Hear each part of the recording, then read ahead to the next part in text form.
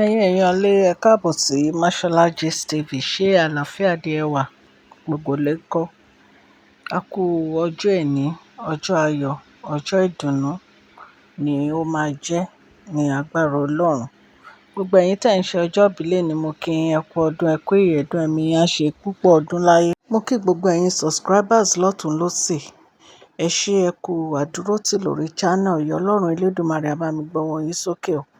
Gbogbo nǹkan tẹ́ bá ń dáwọ́lé a máa yọrí sí rere.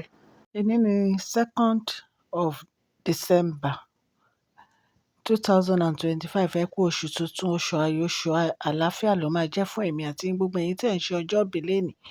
Ẹ kú ọdún, ẹ kú ìyèdún, ẹ̀mí yín á ṣe púpọ̀ ọdún láyé. Happy birthday to you all. A dúpẹ́ ní ọwọ́ Ọlọ́run fún gbogbo nǹkan tó ṣẹlẹ̀ nínú ààfin bàbá Wẹ̀rìn ńlá. Wọ́n ṣe àdúrà fún Tádéníkáwò ní ìgbà tí Tádéníkáwò wá sí inú ààfin, ní ìgbà tí queen wá, tí wọ́n parí ìkágbá ritual àwọn. Olúwa tóbi. A dúpẹ́ ní ọwọ́ Ọlọ́run nítorí pé kì í ṣe mímọ̀ ṣe wa o. Kì í ṣe mímọ̀ ṣe queen wa, ṣùgbọ́n mímọ̀ ṣe Ọlọ́run ni. Tí Ọlọ́run ò bá lọ́wọ́ sí, kò ní yọrí sí rere.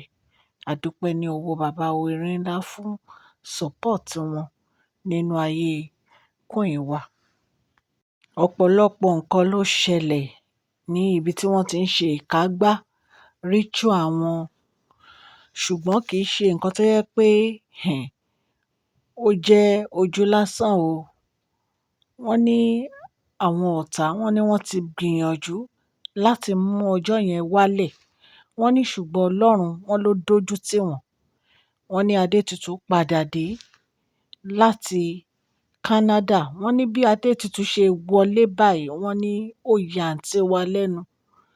Wọ́n ní ìkan nínú àwọn tó yẹ kí wọ́n ṣe ritual, ìkágbá ritual yìí, wọ́n ní wọn ò wá. Wọ́n ná dẹ̀ mọ̀ọ́mọ̀ má wá ni. Nítorí pé wọ́n ti wò pé ọjọ́ yẹn ò ní ṣe é ṣe. Wọ́n ní ṣùgbọ́n Ọlọ́run Elédùmarè ọba aláàánú, wọ́n ní ó dójú ti ọ̀tá. Wọ́n nítorí bàbá Wẹ̀rìn ńlá gan, wọ́n náà ti gbé ìgbésẹ̀ lórí ọ̀rọ̀ ritual yìí. Wọ́n ní wọ́n ti ní plan 1, wọ́n ti ní plan A, wọ́n ti ní B. Wọ́n ní wọ́n ti mọ̀ wípé àwọn èèyàn burúkú yìí wọ́n máa fẹ́ ba ọjọ́ yìí jẹ́. Wọ́n nítorí ẹ̀, wọ́n ti wò pé tí nǹkan kan ò bá ṣẹlẹ̀, nǹkan kan ò ní ṣẹlẹ̀. Wọ́n ní elder tí ò wá yìí gan, wọ́n ní wọn ti ẹ̀ mọ̀ pé kó wá. Wọ́n ní nítorí pé bàbá Wẹ̀rìn ńlá, wọ́n ti wà prepared fún ọjọ́ yẹn.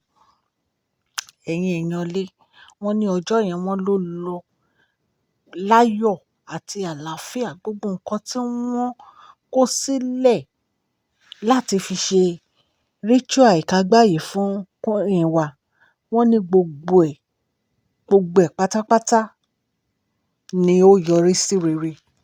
Bí a ṣe gbọ́ o, wọ́n ní wọ́n bẹ̀rẹ̀ sí gbìyànjú láti welcome ìyá onífá.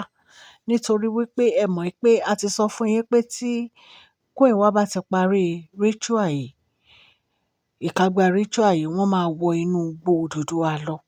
Wọ́n ní màmá onífá, wọ́n náà ti ń gbaradì láti welcome wọn padà sí inú ààfin nítorí igbó Odùduwà tí wọ́n máa wọ̀ lọ yìí. Torí ẹ̀yin mọ̀ pé ẹ̀sìn queen wa ò lè jẹ́ kí wọ́n lè wọ ibẹ̀ yẹn.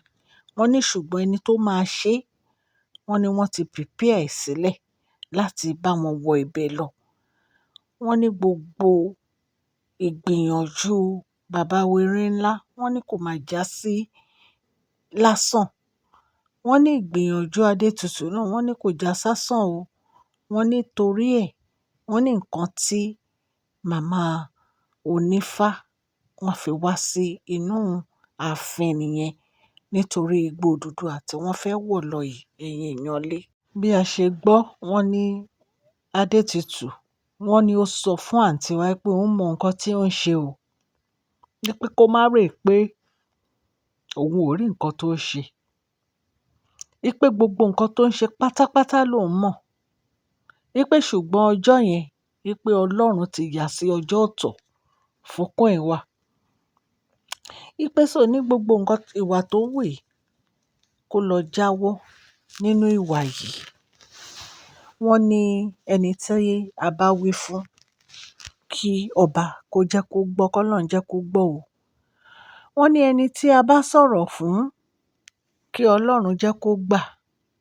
Nítorí wípé ẹni tí Ọlọ́run tó ti gbé ga, ẹni tí Ọlọ́run tó ti tì lẹ́yìn, kò mà sí ẹni tó lè já wálẹ̀, kò mà sí ẹni tó mà lè yí àṣẹ Ọlọ́run padà. Bàbá were ńlá gbọ́wọ́lé àṣẹ, wọ́n fi àṣẹ, wọ́n fi lé ritual queen wa. Táwa ló wá fẹ́ yí yẹn padà? Nítorí pé wọ́n ní nǹkan tí ó bá ti jáde lẹ́nu ọba, ó ti dàṣẹ. Kò sẹ́ni tó lè yí padà mọ́. Ọlọ́run ló gbèjà queen wa o. Ọlọ́run ló gbèjà wọn, kì í ṣe ènìyàn. A dúpẹ́ ní ọwọ́ Ọlọ́run.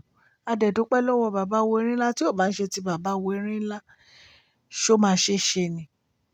Ṣùgbọ́n bàbá Werinla wọ́n ní wọ́n gbìyànjú. Wọ́n ní gbogbo agbára wọn ni wọ́n sà láti lè rí i pé ọjọ́ yẹn ó yọrí sí rere. Ẹ̀yin èèyàn lé, ṣé ẹ rí nǹkan tí mo fẹ́ sọ láti fi advice ní orí gist yìí? Ó ní pé ẹ má jẹ́ ká máa sáré lé kádàrá. Nítorí pé kádàrá Táyé ó lè yàtọ̀ sí kádàrá Kẹ́hìndé. Ẹlòmíì tó bá ti ń wo èèyàn báyìí, ó máa fẹ́ rí bí ẹni yẹn ni. Kò ṣeé ṣe. Nítorí pé orí tá gbé wá sáyé, orí ọ̀tọ̀ọ̀tọ̀ ni. Kò ń ṣorí tó bára mu. Ẹlẹ́dàá Táyé ó yàtọ̀ sí ẹlẹ́dàá Kẹ́hìndé. Bí ọ̀pọ̀lọpọ̀ àwọn èèyàn ṣe ń rí queen wa ní inú ààfin yẹn pẹ̀lú bàbá Werinla, wọ́n fẹ́ dàbí wọn ni.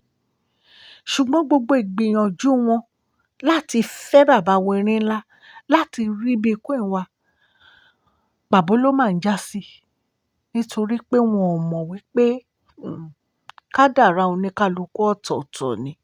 Ọ̀rọ̀ queen wa àti bàbá Werinla ó máa ń yà mí lẹ́nu nítorí wípé tí ò bá ń ṣe ti Ọlọ́run tó lọ́wọ́ sí ọ̀rọ̀ wọn, nǹkan tá à ń sọ yìí kọ́ la bá máa sọ. Ẹ jẹ́ ká rántí wípé ẹlẹ́dàá ń wo oníkálukú. Gbogbo nǹkan tá a bá dẹ̀ wá sílé ayé yìí tá a bá ṣe, ó ní àkọọ́lẹ̀. Gbogbo ẹ̀ lọ́lọ́run kọ sílẹ̀ lẹ́yọ kọ̀ọ̀kan. Ẹ jẹ́ ká ṣe rere o. Ẹ jẹ́ ká ṣe rere láyé. Ẹ jẹ́ ká rántí pé ipòkípò tá a bá wà, ẹ má jẹ́ ká fi ọwọ́ agbára ká má fi lò.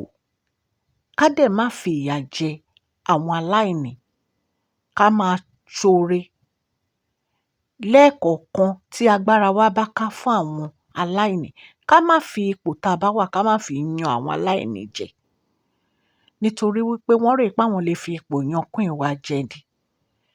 Wọ́n rò pé àwọn lè fi ipò káwọn fi lé wọn kúrò nínú ilé ọkọ wọn ni. Ṣùgbọ́n Ọlọ́run dúró tì wọ́n. Ọlọ́run gbọ́ àdúrà wọn. Ọlọ́run dójú tàwọn ọ̀tá. Ibí ni màá fi òpin gist sí. Ní agbára Ọlọ́run, màá fún yín ní update lọ́la. Mo dúpẹ́ lọ́wọ́ ọkùnrin, mo dúpẹ́ lọ́wọ́ obìnrin, mo dúpẹ́ lọ́wọ́ ọmọdé, mo dúpẹ́ lọ́wọ́ àgbà. Bí mo ṣe máa ń sọ, a dé inú ibi tí wọ́n ti ṣe gbogbo ìkágbá ritual yìí, ṣùgbọ́n a gbọ́ ni allegedly. A dẹ̀ rí i pé bàbá Werinla wọ́n ṣàdúrà fún ọmọ wọn. Gbogbo ayé ló ti gbọ́. Bí wọ́n dẹ̀ ṣe ṣàdúrà fún ọmọ wọn náà, wọ́n ṣe ṣàdúrà fún queen wa nígbà tí wọ́n parí. Tó bá kù, Ọlọ́run á bá wọn yanjú ẹ̀. Ẹ ṣeun.